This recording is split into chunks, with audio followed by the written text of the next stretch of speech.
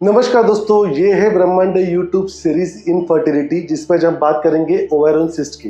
जी हाँ, ये कहानी है एक मॉडल की। मॉडल जो ऑफकोर्स किसी फिल्म में शूट करते हैं, रैम पे चलते हैं, किसी एडवर्टाइजमेंट में पार्ट लेते हैं, हिस्सा लेते हैं। इस तरह के एक फैशन ब्यूटी मॉडल की ये कहानी है।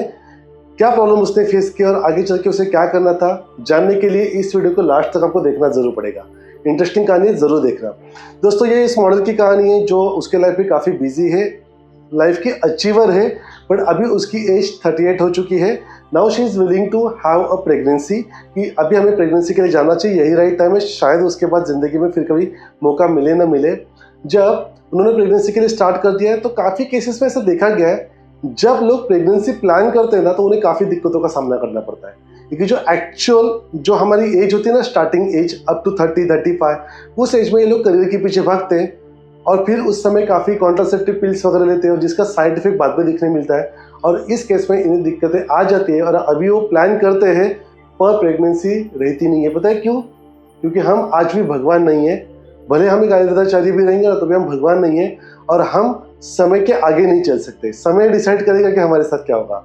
बट अब ये केस जो आ चुकी है इसे हम झुटला तो नहीं सकते, ना तो नहीं कह सकते, ट्राई तो करना ही होगा।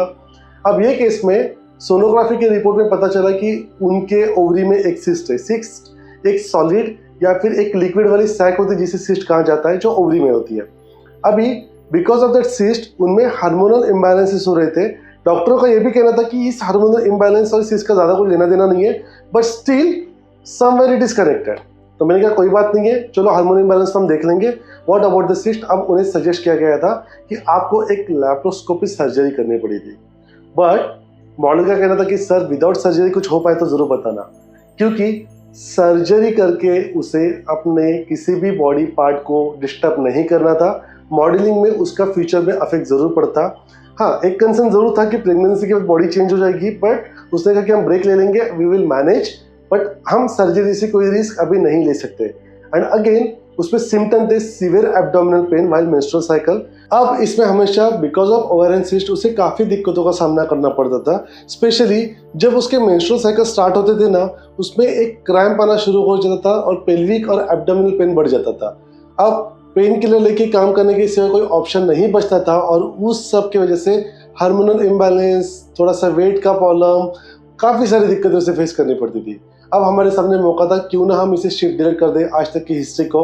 तो हमने यहाँ पे स्नेहना, स्वेदना, बस्ती दे के पूरे बॉडी को डिटॉक्सिफाई किया, जिससे 3 चीज़ें हुई। एक, बॉडी क्लीन हो गई। सेकंड, रीजनरेट हो गई, उसको नया नव संजीवनी मिल गया। और सबसे इम्पोर्टेंट, उसके बाद उसके पीसीओडी के और ओवेरियन सिस्ट के ये सभी प्रॉब्लम जो थे ये पूरी तरह से वैनिश और डिसअपियर हो गए।